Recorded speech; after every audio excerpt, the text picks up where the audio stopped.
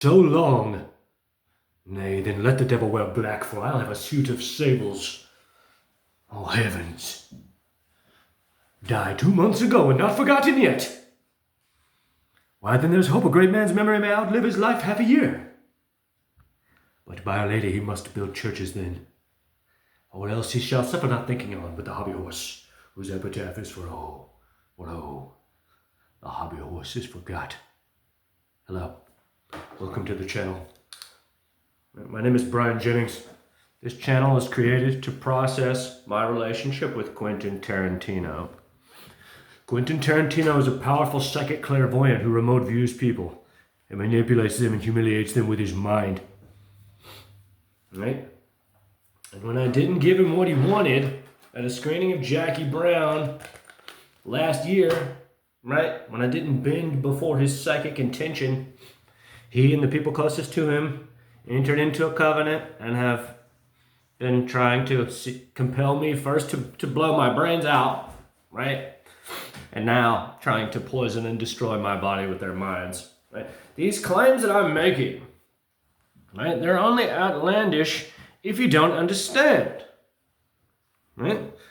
That wisdom appears as madness to the uninitiated, right? And of course, Hollywood's into all that fucked up shit that everyone's always said they're interested in. Take this thing, for example. It's kind of falling apart. Right? The edges are falling apart, right? But this is a beautiful form, right? It's just, right? Merkaba, right? This is a compound of 40 tetrahedra, 20 pointing up, 20 pointing down, right? I had that sitting on the table, right, in another room here. Maybe like a month ago, 6 weeks ago. I can't say when, but my nephew, he comes in and he says, "Oh, what is that?" And I said, "Oh, it's a hyperdimensional portal, right?" And he said, "Yeah, and bad stuff comes out of it." And I was like, well, maybe, but good stuff can come out too. What do you mean? And he proceeds to tell me, he says, "Oh, the Ninja Turtles movie. He tells me about this movie he watched, right?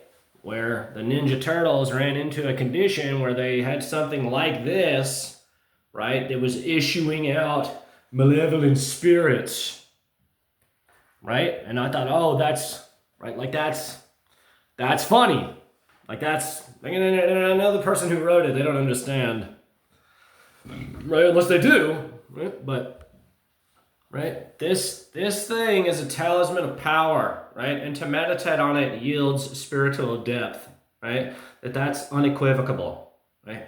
But if there's people who don't want you to know that, right, then they project out, right, through the media, right, through, right, the movies, right, that this thing is a source of evil spirits, right? And so when a child sees that, then anytime they see any sort of geometric thing, right, they think, oh, evil, right? So they don't grow up enlightened, right? And the people who, right, are in the know stay few in number, right? So I made a video earlier today, and it was difficult. I had to pause several times. You know, I hit one of these hemp joints too much, and Quentin, you know, he likes making me miserable. Him and the people around him, you know, is it all him? You know, like I don't know, you know, but I suspect that there's like however many of us now, right? And so, right, I struggled in a big way. If you recall, we're going through this book, Spherical Models, right? And this is the newest model, right? I don't have another one. They're getting more sophisticated in their expression, right? So they're taking more time, right? That this is 360 triangles, right? And this is also my counter argument to sonate or whatever. Like, what do they say? What does he say about me? Right? Like, how is he slandering me? Like, where do you all think that it's still appropriate to just not speak to me at all? Right? So, I had a guy comment on how he wanted to hear what I had to say about Charlie Kirk. I do my best to have this channel be a bubble. Right? That inside of this bubble, right, is a rhapsody of words. And sweet religion makes a rhapsody of words. Heaven's face doth glow. Right? And so in that way, I have to be, right, removed from it. But I appreciate the people that subscribe to this channel and watch these videos. And so, if you want to hear what I have to say, I'll take a moment and discuss it. There's not really much to say about it. As unfortunate as it is, right? That he didn't, I won't say that, like, I don't know enough about the man, right? But he's obviously, he's not like, he's kind of tepid because I don't know a lot about him, right? That he, even though he was on these college campuses, doesn't seem like he was really like picking fights with people or what. I don't know. It's like, is it rage bait? I feel like it's like partially rage bait, that he made his career off of rage bait, right? And so that exposes you in a palpable way, right? In the same way that if Quentin's palpably evil, right, then I'm exposed, right, in an ugly, ugly, evil way. So, it's unfortunate that Charlie Kirk was assassinated. That's, you know, I worry about it constantly on some level, especially when I'm making videos, right, because he has all the resources. I do nothing but live my life, you know? But as far as Charlie, right, was he the guy that they have in custody now, right? Was he inspired by South Park? I think that he could have been. I think that's a very real possibility psychologically, right? That the guy watched the South Park and said, oh yeah, everything that they're saying, and they were just making jokes, you know, is valid, right? That I have to be the one, right? Right? So, violence. This is what I have to say about it. I don't like making political statements, but I live from the school of Hemingway, Ernest Hemingway, right? Which is a conservative political position, technically, right? Hemingway said, I take care of myself, then I take care of my family, then I take care of my neighbor. And I think that sums it up quite nicely, doesn't it? Right? I'm not here to tell people what they need to be doing. I'm like, this is where my cynicism prevails. Never voted, never will vote. Right? I don't have an opinion one way or the other. Right? But it seems to me that the people who spend the most time denouncing violence, decrying firearms, right, saying all these things, right, that they're the ones who end up being violent most. Right? And there's something there. There's definitely something there psychologically. Right? And it's unfortunate, of course. Right? A life taken out of violence is pure loss. Right? All lives taken in war are pure loss. Right? Fought for the poor, for the reasons of the rich. Right? If we take a wider view, right, and we say, why? Like, what is, like, where does it come from? Like, where does this mass shooter psychology come from? Is it not intimately connected, right, with an atheistic philosophy? I would say so. Right? That that young people coming up in the world now, right, are raised by 3 generations of atheists, right? Mother, father, grandfather, grandmother, great-grandfather, great-grandmother, all atheists, all bowing before the altar of science, right? And so, right, when they, right, that in tandem with internet culture, right, has imbued a sense of confusion as a baseline in the young. That they don't know who they are, they don't know where they belong, they know that nothing matters, right? That all that occurs is arbitrary chaos, right? And so, if nothing matters, then nothing matters, right?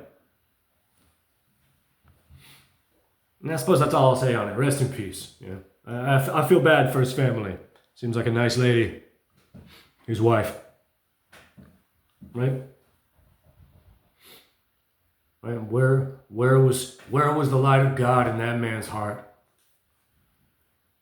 You know, that's the same thing I ask about Quentin.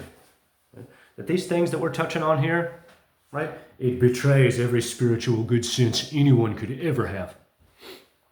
Right? And to him, it's a sick joke. Right? And so, right, he's gonna lie forever because he keeps thinking, and I don't know what's gonna happen. I'm gonna die soon. But and then he'll go, oh gosh, how unfortunate. Right? If it's by his hand, right, with these savage, hideous, evil tactics, right, that anyone can do, right? I'm getting to that point where I'm about to ask for help. Because they're never going to stop. They're never going to stop. Like, I'm above it. You know, like, I don't want to descend. Right? But it's getting to that point where it's hard. I'm just tired of everyone around him just thinking that I'm talking out of my ass. Right? That's anyone's right. Right? But the reality is that everything that I'm saying has an intellectual validity.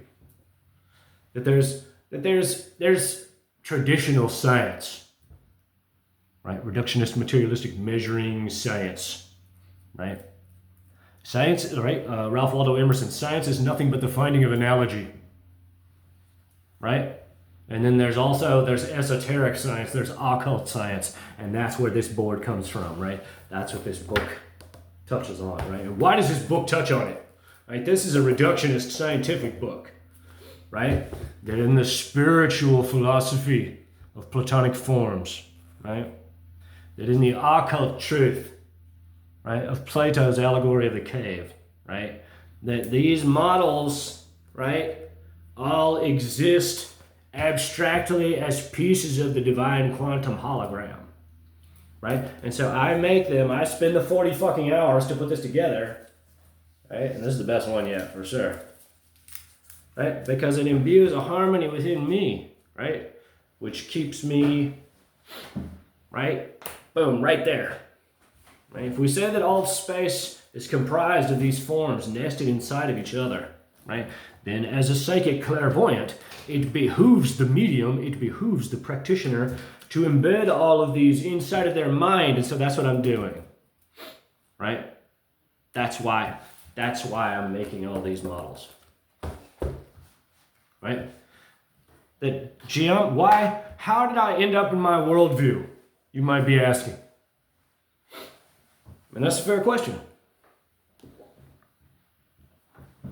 The first thing that I read was Dan Davidson's Shape Power as Universal Resonance. Right around the same time I read Michael Talbot's The Holographic Universe. And so those two books essentially laid it all out in their way, right? As far as Shape Power espouses how each of the vertexes of any of these forms pool and coagulate electromagnetic energy within and around them, right? That's, right? And then Talbot, right, The Holographic Universe, tapped me into the mystery of the mind, right? And so from then on, right, I bought my first compass, and I started making the flower of life. And, like I've gone through the steps by degrees, And it's always appealed to me because it's an inversion, right? It's a physical abstraction, right? That you'll never see this in the material world. Right? You can see a soccer ball, right? That's made out of the same pattern, right? But this is an abstraction. But you can make it, right? And you can hold it in your mind, and you can know it, right? And so inevitably, you arrive at the vector equilibrium, right? Which breathes, right? It collapses, right? And breathes. Left hand, right hand. And so, right? You conjure it in your mind, right? And when you see it moving, then you know you're onto something. Right? And so that's, right? After that happened, I was running, go, go, go, go, go, go. Right? And now that I've read Buckminster Fuller, right? I have this capacity within my mind, right? The conjurers of thunder, right? And so what do I mean specifically? Right? Peter J. Carroll talks about this in Chaos Magic, right?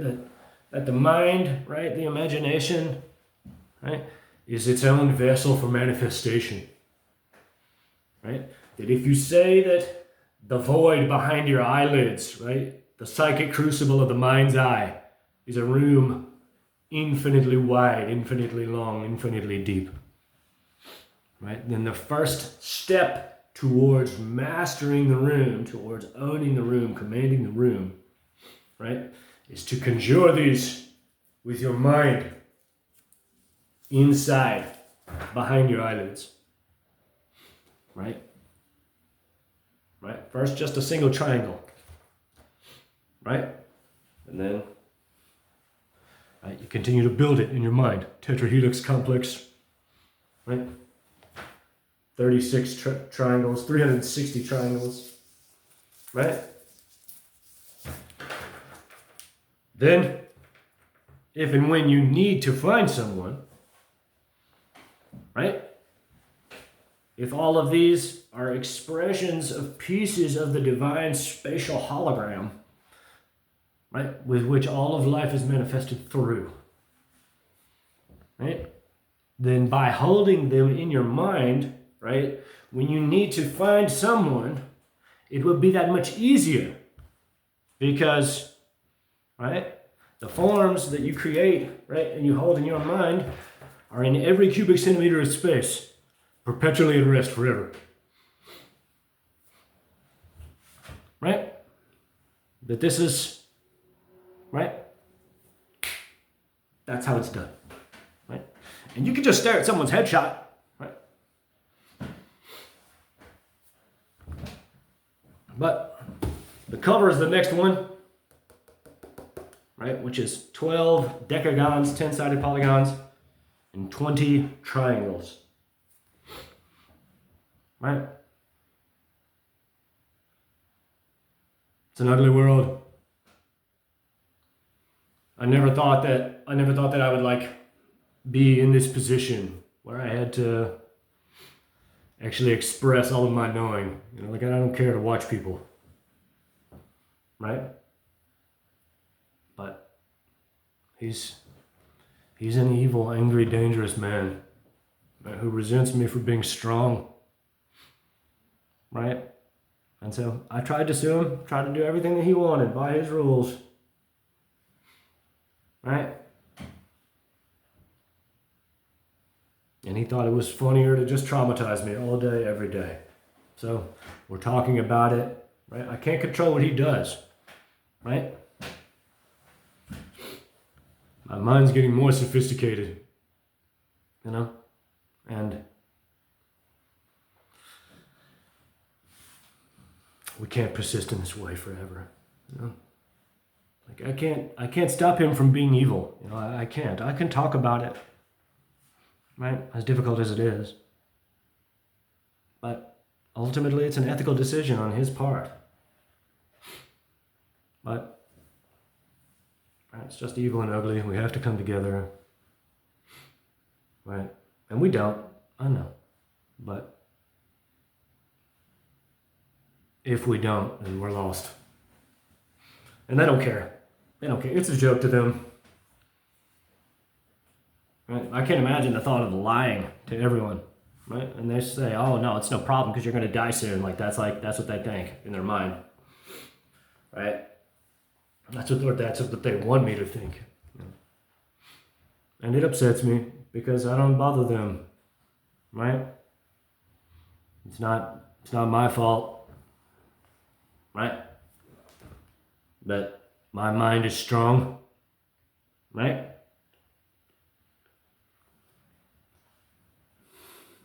If you suppose that life has an intellectual origin, then the source of all psychic phenomena, right, clairvoyance, telepathy, thaumaturgy, remote viewing, right, is the same source that allows all of life to flourish. Right? That the mind of man, right, the individual, right, through intention, right, behaves, conjures, vivifies, deconstructs the hologram, just like God the Father. Right? So you can heal the sick. This is what Quentin could be doing, right? Him and the people around him, right? They could be in a hospital trying to, right, like do something good with their clairvoyance, right? And on the other side of that, which is far easier, right? You can use your mind to destroy people or try to. From the moment of conception, right, whatever comes into being is barreling towards death, right? And so the practitioner, right, gives it a push in the right direction. It's nothing. It doesn't mean anything. Right? So Quentin Tarantino and I have the strongest psychic connection that anyone can have. Right? That anyone can have at all. Right? And he's just hardy har and he's just laughing. It's funny to him, right? That he has people that he pays to watch me, so he can go out and live his life and not worry about me, knowing that I do nothing. That I sit here and just put my shapes together. I learn my Shakespeare. Talk about my life. Right? The world is in a great state of spiritual disrepair. There is a nihilism that pervades, right?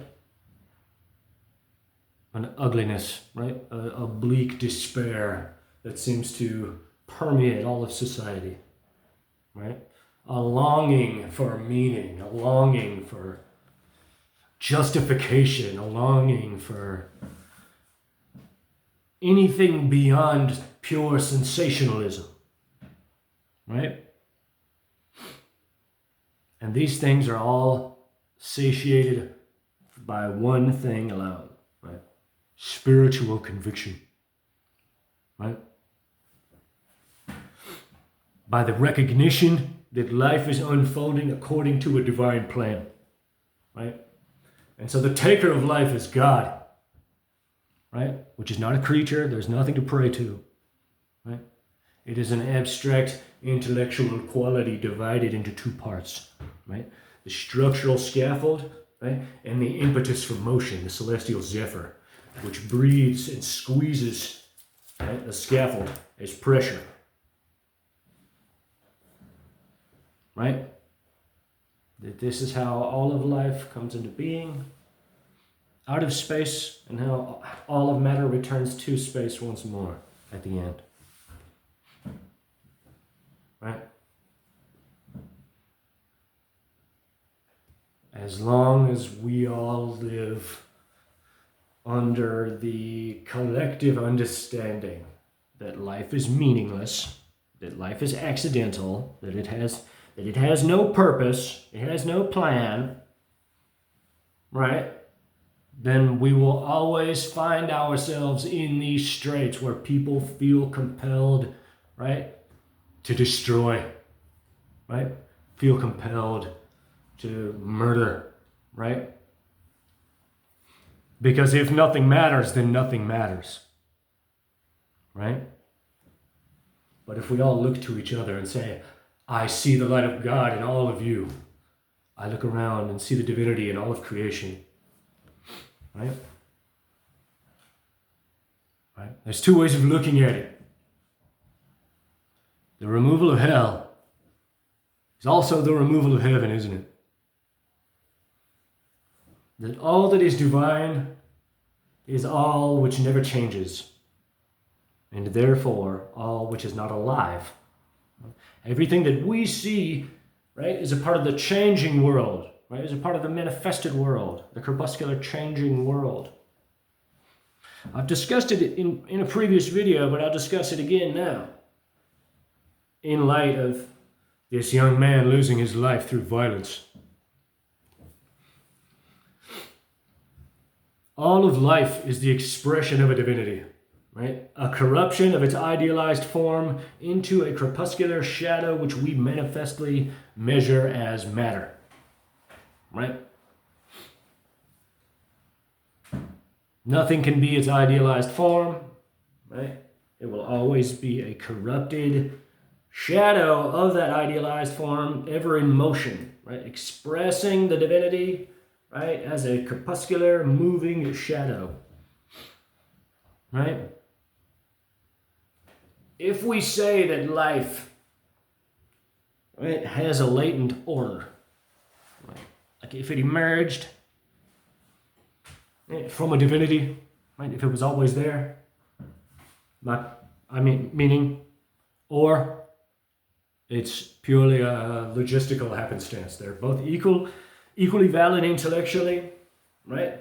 And so what do I mean when I say that? I mean that, like for me, it's obvious that mind moved space. That's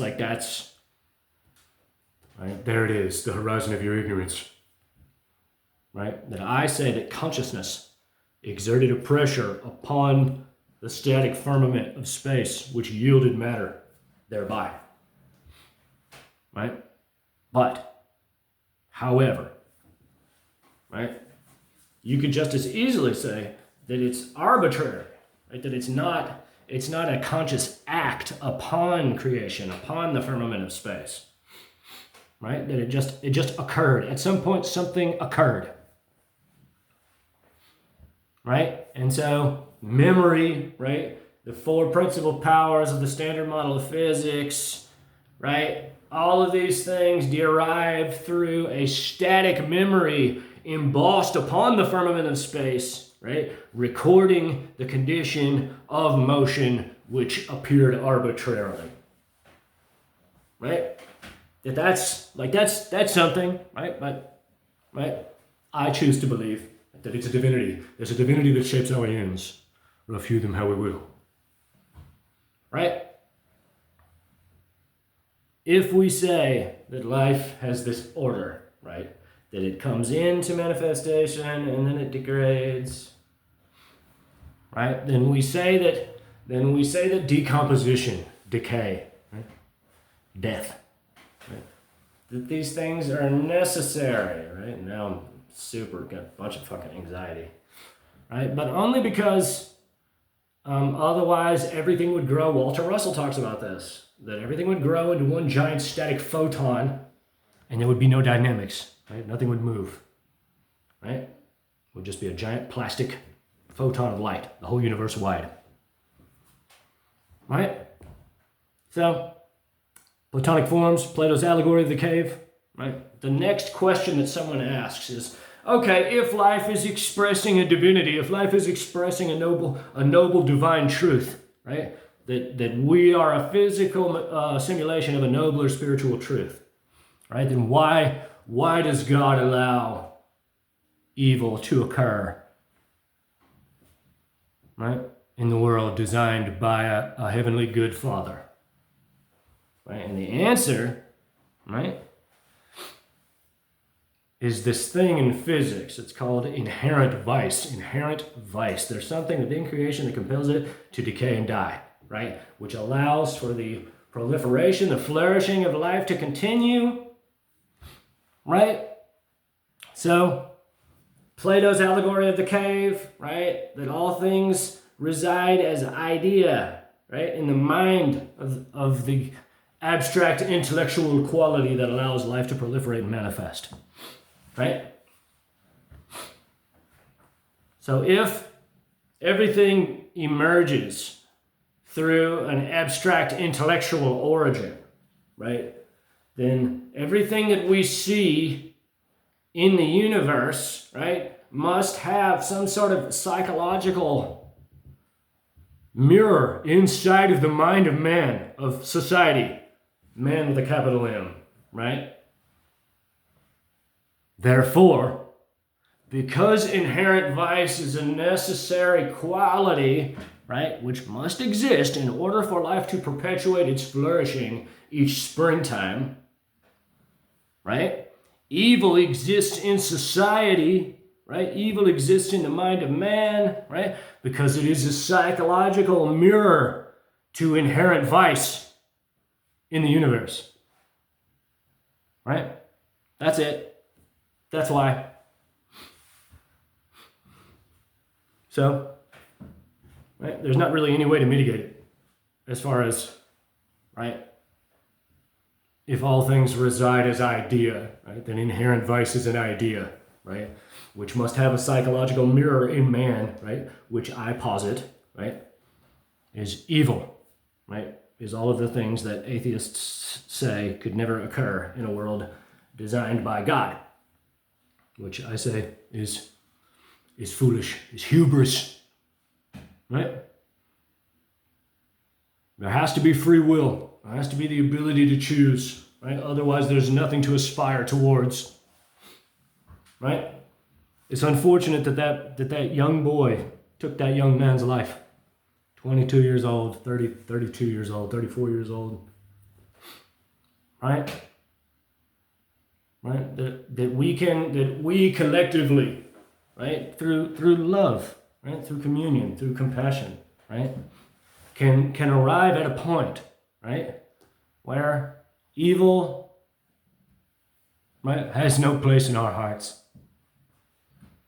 right? So, right, you'll never know definitively. There's always that horizon of your ignorance, right, that you can't ever circumvent it, right? You can be a good piece, and you can know peace, but you can't know the whole. There's never a moment where, it isn't an act of faith in some way, right? That you can say, right, you can be cool, right? Like you can be vogue and say, oh no, there's no God, there's no divinity in life. It's just an arbitrary happenstance, right? And that's again, this is a career's worth of study, right, for the Discovery Institute, right, that they now have seen every single iteration of A, C, T, and G, like the chemical components of the double helix, and have shown, right, what percentage of them yield desirable or workable, right, results, and it's like 0.02%. It's just a really small amount, right? But you can always say, no, you can't measure it, no God, sensationalism, the only thing that exists is what I experience, right? And this brings us back to the imagination, right? That I can conjure this in my mind and make it spin and rotate, right? And thereby hold its harmony in the psychic crucible of the mind's eye, right? So, I suppose I'll stop, right?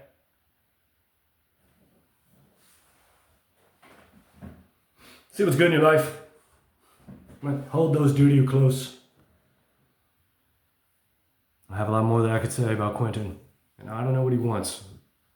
Doesn't make any sense to me. I would just pay me money and be done with it. But he's going, no. Evil's cool. Right?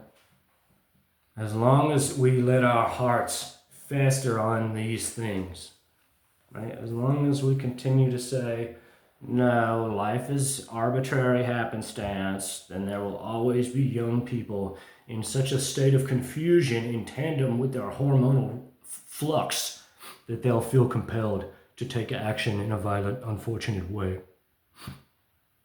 Uplift your soul to God. There's nothing to pray to. Like, comment, subscribe, share.